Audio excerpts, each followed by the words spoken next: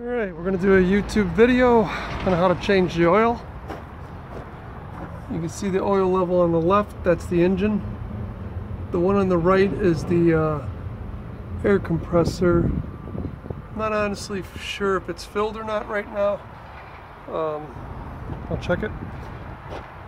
Well, we got little security screws on here. There's an Allen wrench, which we keep inside the crossover box. Just take the three of them out. Opens up. This one is the air compressor, this one's the engine. So we just hook the hose up to it. Drain it into a bucket. It drains pretty slow. There's approximately a quart in each one of them. A quart in the engine and a quart in the air compressor. So we got two ways to fill it back up. You got this little pump.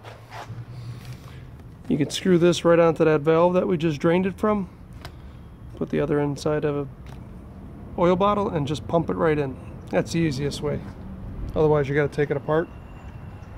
Like I said, I believe there's a quart, so if you pump a quart in there, it should be good. But for the engine, look at that little dip tube we have.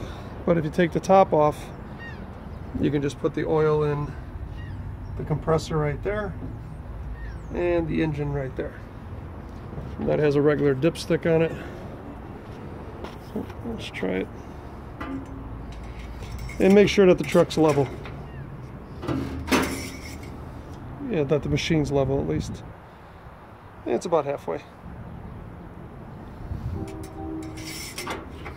So the engine's good.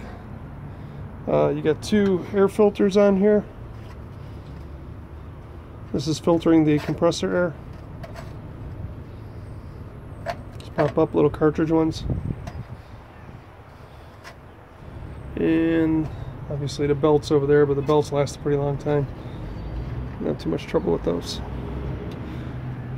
And just an FYI, this is the motor that switches between the air and the water. It's got a little relay here. When you hit the switch, there's your air cleaner. You can reach this from the inside, but again, this doesn't get that dirty.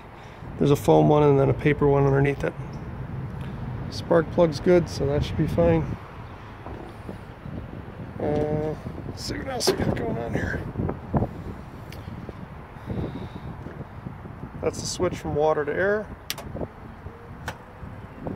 Choke. Start it. Just choke it. It'll usually pop like that. You know, it's warm outside, so it's not cold.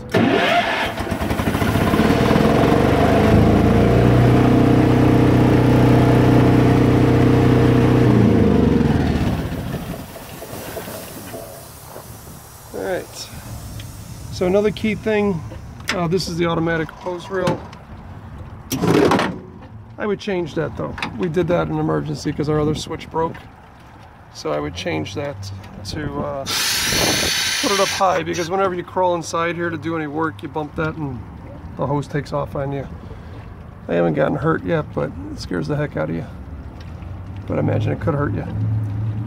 And winter time, very important. You got to blow this whole thing down just to make sure you don't have water in it, unless you're going to keep it warm. These three, first off, whenever you're running an air compressor, that one drains down the bottom of the tank so you don't have water inside there. These two are just water ports. This one's the high pressure water side. So what you want to do is you want to force air through these. So blow them back and forth, drain the whole hose down, you know, blow the air out of it to clear the hose. We usually do is, well, drain the hose, the regular garden hose, but you can hook air up to this and then blow through the pump and it spits out down here and blow back and forth. Take your time. If you don't blow it out well, you'll probably break that little copper fitting there. So just, you know, make sure you look at the way the water flows and blow everything out each way to be sure. Should have no trouble, I don't think. The top comes off. These are the ladder racks.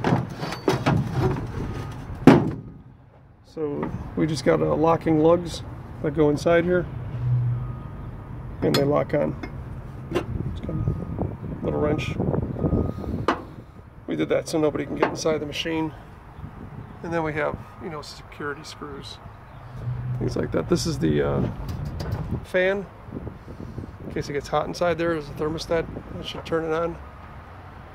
And besides that, I can't think of too much else. Electronics are up here. It doesn't work right now, but you got to get a new battery.